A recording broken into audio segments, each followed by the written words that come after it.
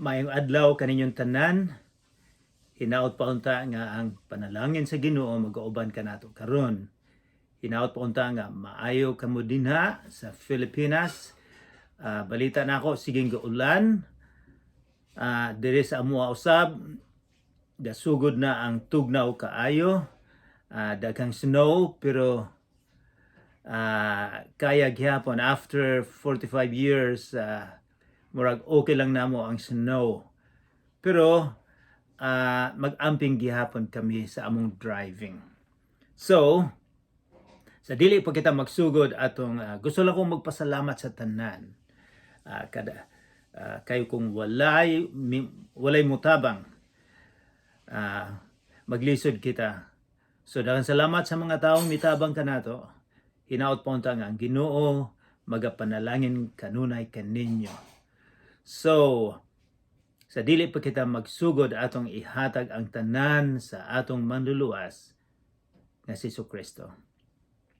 Magampo kita. Amahan namong langit nun, daghang salamat karon nga sama si gihapon makatuon kami sa imong balaan nga pulong. Hinaot po unta nga dili lang maantigwan namo sa huna-huna, kun dili kini untang mga pulong nimo maka-epekto sa among kasing-kasing. Kay mas importante kung unsay sulod sa among kasing-kasing. Ginoo, ikaw ang among teacher karon. Pasayloa kami sa among mga sala. Hinaot po unta nga masabtan namo ug ma-apply sa among adlaw-adlaw nga pangkinabuhi. Sa ngalan ni Kristo nga among manluluwas. Amen.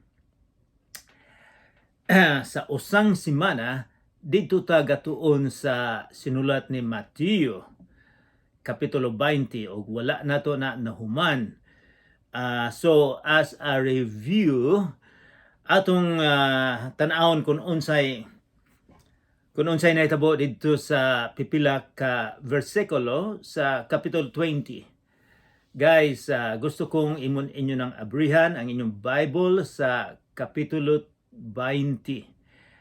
As a review, magsugod kita sa versikulo 1. Ang nahitabo dito, gusto ni Jesus nga mahibaw-an sa iyang mga disipulo o sa atong tanan kung unsa maning gingharian sa Ginoo. Unsa maning kung parte kita sa gingharian sa Ginoo, wala sa mag-ingon kung parte ka sa usa ka relihiyon, kundi parte ka sa gingharian sa Ginoo. Nga ang Ginoo mao'y nagarin, Ginoo mao'y nagdumala, naghari sa mong kasing-kasing, mingon siya, mauni. So naghatag siya og sambingay. Naibalo kita og sambingay na. Sambingay, usa ka istorya nga yutan-on og langit nun ang bot ipasabot. Espirituhanon. So, ang iyang istorya, miingon siya nga, dinhay usa ka tag-iya sa uma o harvest time ting ani. So, miadto siya sa lungsod para magkuha og mga trabahante. So, iyang gisabot nga ang sweldo usa ka denaryo. Mao'y normal nga sweldo sa ilang panahon. Og so, nagsugod na og harvest. Nag-ani ang mga tao nga iyang gisuhulan, kasabot sila nga usa ka denaryo. Pagka alas 12 ana, nakita niya nga di gyud mahuman, gusto niyang humanon ni anang adlaw. So nagkuha na pud usab siya. Pamaya pagkahuman alas 3, nakita gihapon niya nga dili mahuman. So nagkuha gihapon siya mga trabahante. And then finally alas 5 nga duol nang mahuman, nakita niya nga gikinahanglan gyud. So nagkuha na usab siya o trabahante. And then, pag humanog usa ka oras, iyan ang giinan ang kapatas, ang foreman. Hey, tawgon na nimo sila. Sweldoan na nato. Miingon ang tag-iya, unahan nimo ang pinakaulahi nga gi-hire nato, katong gi-hire og alas 5. Og hatagi sila usa ka denaryo. So nalipay sila kay usa ra ka oras. And then, pag katupong nagtrabaho sa alas 3, usa ka denaryo pod. Katong gatrabaho og alas 12, usa ka denaryo pod. And then, katong nakauna nga dugay gatrabaho alas 6, usa ka denaryo pod. So nagreklamo ang mga tao nga, hey, nag-init ng husto, and then ang sweldo namo pareha lang. Mingon ang tag-iya, gasabot man ta. Imo ba kong pugngan? Kung ako generous, kung ako mahatagon, nga kung akong dugangan ang trabahante, ako ng desisyon kung ako mahatagon. So unsa may makita dito sa giistorya sa atong Ginoong Hesukristo nga espirituhanon man na, ang usa ni ana mao nga ang naulahi gisweldoan o ang usa nay na nag-una.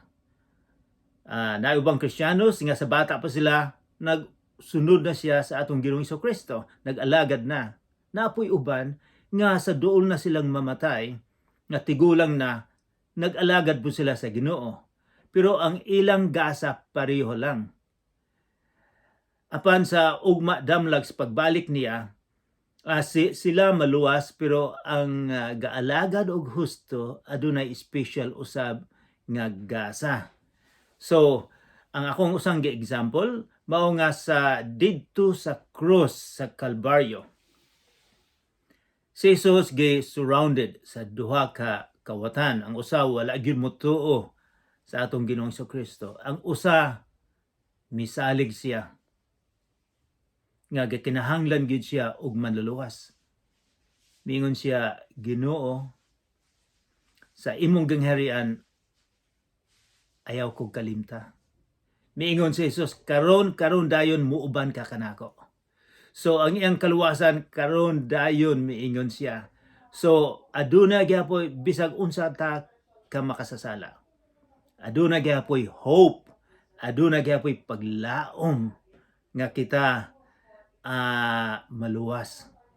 So mao toy a nutshell sa usang semana sa pagtunato. Karon moadto kita sa versikulo 17 sa kapitulo 20. Sinulat ni Mateo. Guys, naana ba mo dinha sa sa versikulo 17. Ang title ng paragraph mao nga gipasidaan ni Jesus sa ikatulong higayon, sa ikatulong beses ang iyang kamatayon.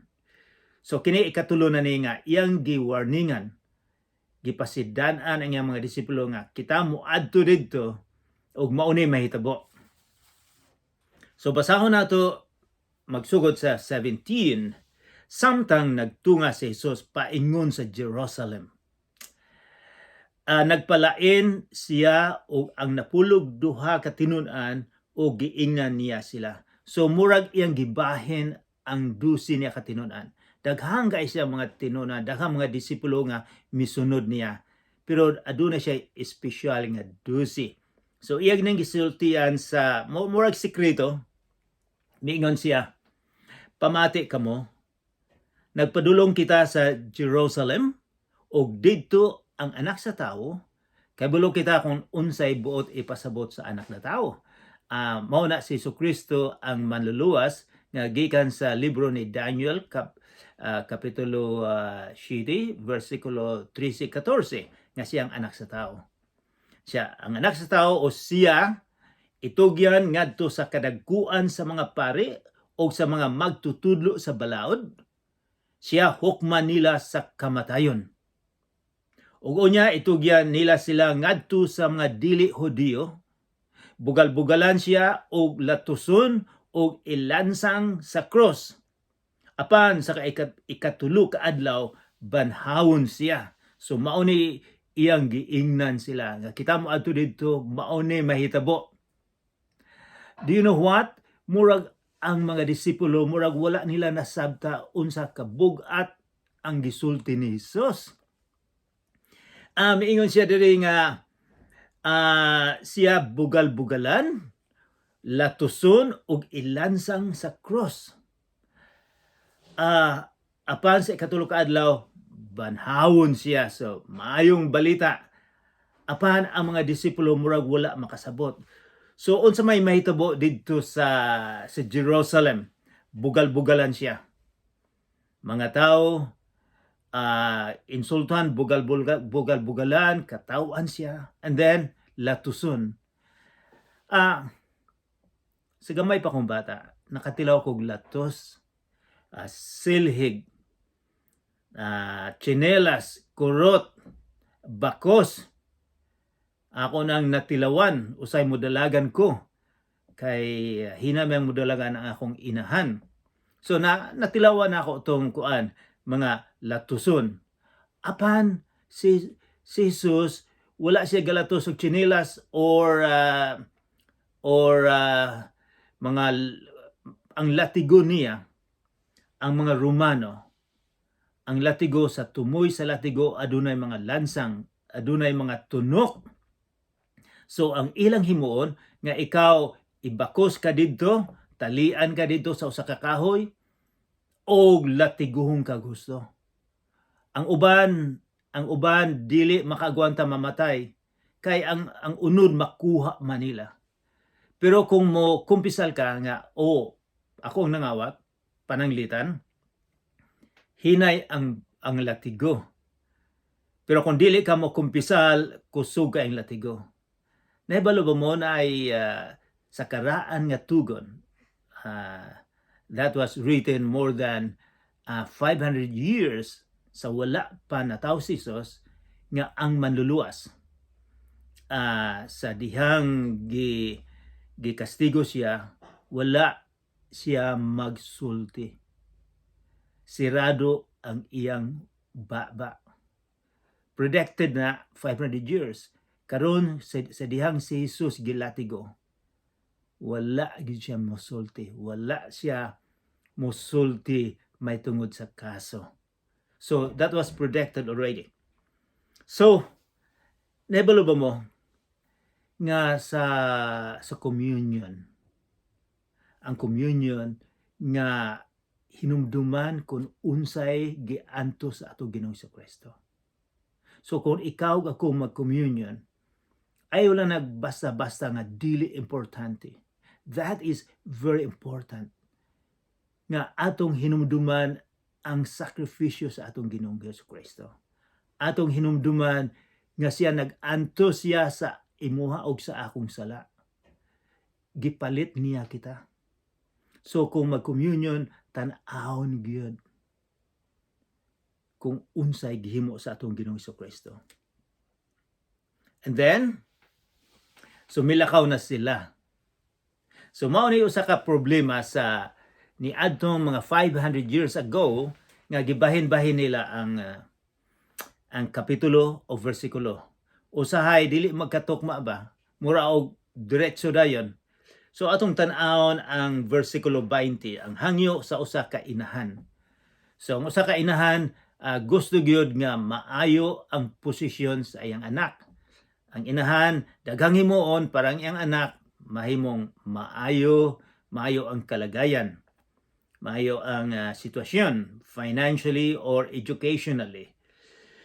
Verse 20 basahon nato. Unya ang asawa ni Zebedeo miadto kang Hesus uban sa iyang mga anak, miyukbo og mihangyo kaniyag usa ka butang. Kinsa maning asawa ni Zebedeo? Kini siya si Salome. Ang iyang anak duha ka disipulo, si Juan o si James. Sa Binisaya o Spanish ang James, Santiago. Ambot nga nung nahimo ng Santiago ang James, nga James man ang ngalan. O sa Greek, sa Hebrew, lain man. Pero anyways, ang ilang inahan, si Salome. Si Salome mihangyo gyud. Naiyang gihangyo sa atong Ginoong Jesucristo. Kini si Salome, sa mga grupo ni Jesus, daghang kay misunod ni Jesus, daghang nag-supply, daghang nagluto siguro, usa ni si Salome na. Og kay balo ba mo nga sa dihang gilansang si Jesus didto sa Kalbaryo, si Salome dinha.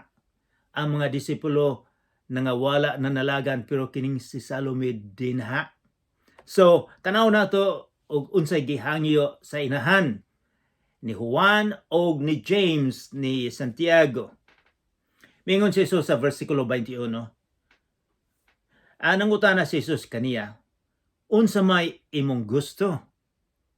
Siya mitubag, isaad kanako nga kining duha ko ka anak, James o si John, palingkuron mo sa imong tuo o sa imong wala kung maghari ka na. Wow! Dako ang iyang gipangayo. Sa normal na sa inahan. Nga gusto giniya nga iyang anak maayo bisan normal nga mga Filipino o kita gusto natong anak nato nga makaposisyon. Sa unang panahon sa barko ako, dili ko makasulod sa barko sa overseas kung walay igtagsa o iyaan akong nagpasulod kay di na siya kailang general manager. So murag palakasan. So diri pod sa among lugar, nagtrabaho ko sa City Hall and then nag-retire. Ang mga tauhan ako nahimong boss. So ang uban akong mga pag-umangkon, nakakita po sila trabaho diri sa sulod kay kaila man ako ang boss. So mao po na murag palakasan. So mo na gihangyo kasi malakas ang mama nila. Apan unsa may gisulti ni Jesus? Si Jesus mitubag kanila, wala kamo masayod sa inyong gipangayo? Makahimo ba kamo sa pag-inom sa kupa sa pag-antos nga sa dili madugay akong imnon? So mo na pungot unsa may buti pasabot ni Jesus. Hey, kamong duha ka bata, kamong duha ka disipulo, wala ko kaybulog pila edad nila. Kaya ba ninyo nga mainom ang kupa nga akong imnon? Ang sakripisyo, unsa man ang kupa ang gigiyon ni Jesus? Di ba sa previous chapter, sa previous verses, miingon siya nga, dito mag-anto siya, latiguhon, patyon, pakuman mo. So, maunay giingon niya nga, kanang pag-antos, kaya ba ninyo duha? Unsa may sulti sa kuan? Mitubag sila, oo, makahimo mi. You know what? Murag wala nila kayo kaayo huna-huna kung unsay buti pasabot na Jesus, kaya ba mo nga mag-antos tungod sa trabaho, tungod nako? So murag wala sila gahuna-huna, oh yes, kaya mi.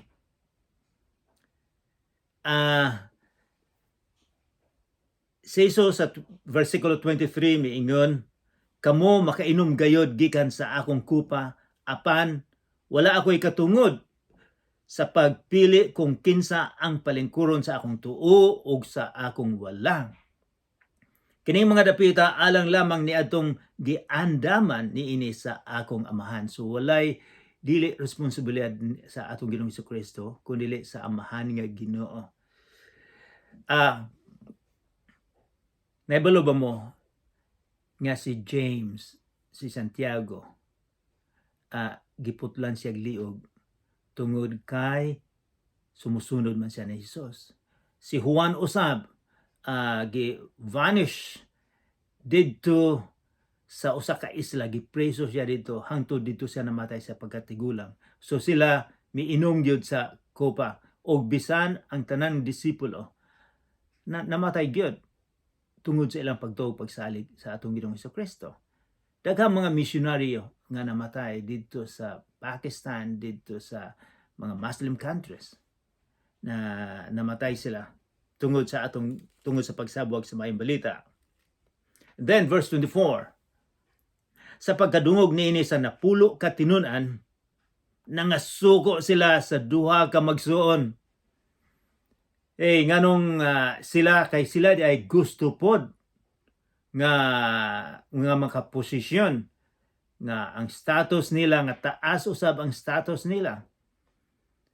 And then pero naunahan lang sila. So nasuko sila, nagbagulbol. Nganong gusto man kang magsikat. And then nadungog ni Jesucristo na feel niya ang ilang gibate nga nasuko sila, so gipatawag sila. Verse 25, busag gitawag ni Hesus silang tanan og giingnan. Nasayod kamo nga ang mga namunuan ni ining kalibutana nagpahawod-hawod og ang mga kadagkuan hangul og gahom. So miingon si Hesus, kining kalibutana nato karon ang mga kadagkuan hangul sa gahom, og miingon siya nga magpahawod-hawod ang mga leaders. Kanang hangul sa gahom mao nay peligro kaayo. Greed of power. Kita siguro naka-experience ta kung unsa ning atong mga leadership sa power sa gahom, gusto gyud nila. Unsa may natabo karon sa Ukraine nga si Putin gutom sa power, gusto niya nga mudako kayong Russia. So it doesn't matter kung daghang patay. Unsay natabo karon dina sa Israel, sa Gaza, daghang patay tungod sa ubang mga tao nga gutom sa gahom, daghang maepektuhan. Mao nay giingon ni Jesucristo nga dinhi sa kalibutan mao nay sistema, kadaghanan sa mga leadership gutom sa gahom. Mingon siya, apan kung ikaw ang Kristohanon, lain ang atong system. So mingon siya, apan versikulo 26, apan dili kini mao ang paagay nga angay ninyong sundon.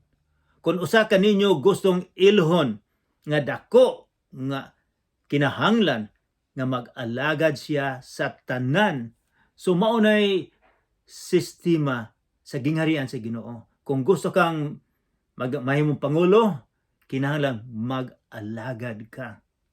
Servanthood. If you want to be a leader, be a servant of all. If you want to be great, kung gusto kang magsikat, be a servant. Lain kay na sa atong kalibutanon. Kaya mga leader, dili man mahimong servant. Verse 27, o kung usa ka ninyo gusto nga mulabaw sa tanan, kinahanglan nga magpaulipon siya kaninyo. Si lain ang sistema sa langit nun sa gingharian sa atong Ginoong Jesucristo. Unsa man siguro ay mahitabo kung maunay sundon sa atong mga leaders, political leaders.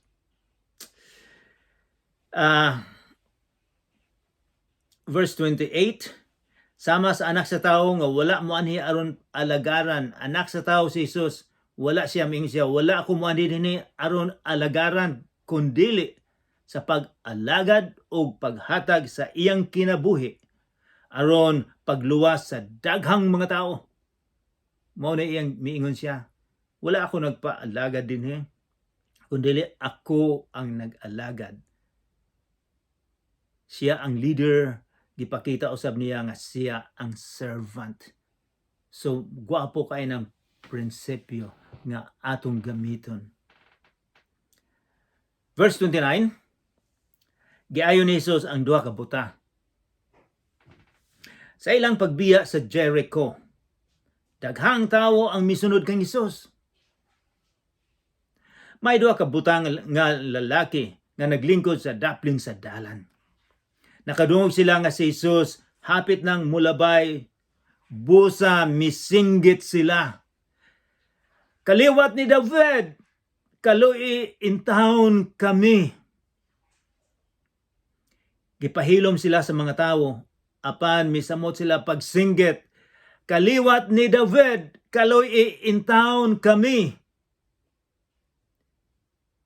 Unsa may buti pasabot ni ini? Unsa may inyong ikasulti, unsa may inyong ika-analyze ni ining duha ka buta nga gustong magpaayo. Mo na itong gusto gyud sila magpaayo. Apan miingon sila, anak ni Haring David. Naibalo ba mo nga kining sentence, anak ni David, nga sila nahibalo kay ang ang manluluwas gikan sa kadugo ni Haring David. Si Jesus galing gikan sa lineage ni Haring David. Nakahibalo sila bisag buta sila, nahibaw-an nila nga si Jesus ang Misaya ang manluluwas. Sa panahon ni Jesus, daghang mga tao nga relihiyoso, buta sila. Wala nila nakita nga si Jesus ang manluluwas. Bisan karon sigurong panahon na sa atong kalibutan, daghang mga tao nga makakita, apan buta sila sa kaluwasan nga ihatag sa atong Ginoong Hesukristo. Mihunong si Jesus ug nangutana kanila, unsa may gusto ninyo nga akong buhaton kaninyo? Sila mitubag, Sir, gusto ta kami nga makakita. Naluoy si Jesus kanila o gihikap niya ang ilang mga mata.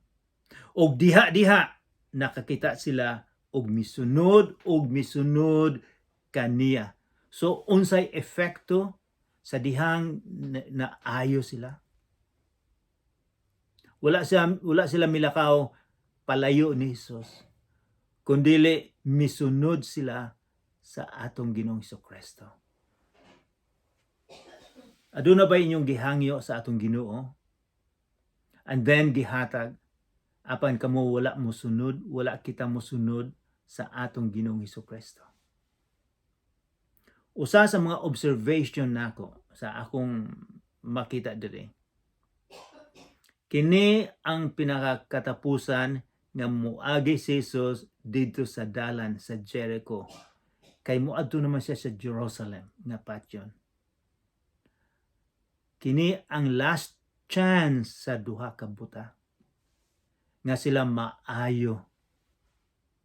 Wala nila palabayi ang chance. Ingon sila, kinahanglan gyud nga karong adlaw nga pag-agi ni Jesus, mangita taniya, mangayo taniya. Wala nila palabyi. Posible ba usab nga si Jesus nagtawag kaninyo kanato? Nga kumuagi si Jesus, makasulti ba kita nga, Jesus, tabangan mo kami. Hinaot mo nga makakita kami sa imong plano, makikita kami, musunod kami kanimo. Posible ba nga last chance? So kung karong adlaw miingon ang Bible nga today is the day of salvation. Karong adlaw mao adlaw sa kaluwasan. Kay walay makagarantisado sa atong kinabuhi karon. So kung kamo nakasabot, mituktok ang Ginoo sa inyong kasing-kasing, ayaw ay imog yung abrihan dayon. Kay wala ka kay balo kung mao banay katapusan nga pagtawag ni Jesus kanimo nga ikaw musunod kaniya. Ang atong Ginoong Hesukristo, bisag unsa kadako sa atong sala, iya kitang pasayloan. Kadtong duha ka buta, sila ang sinalikway sa katilingban. Sila ang sinalikway sa katilingban apan ang paglantaw sa atong Ginoong Hesukristo. Importante kayo sila. Wala ta kahibalo nga si Jesus gituyo giniya nga muagi siya ni anang gate aron nga maluwas niya ang duha ka buta. Ang mga tao gipahilom sila. Hilom dinha. Nagsamok-samok mo. Miagi si Jesus. Apan bisag ang mga tao mi-criticize nila. Wala sila mo undang pagsiyagit. Sa ato usab nga pag-alagad sa Ginoo, daghang mga taong mo criticize mo saway. Ngano mo man ang gihimo nimo? Daghang mo saway. Apan ayaw og kabalaka. Ayaw ka discourage. Kay si Jesus mutubag sa atong pag-ampo, sa atong gikinahanglan sa kinabuhi. Unsa may atong buhaton karon?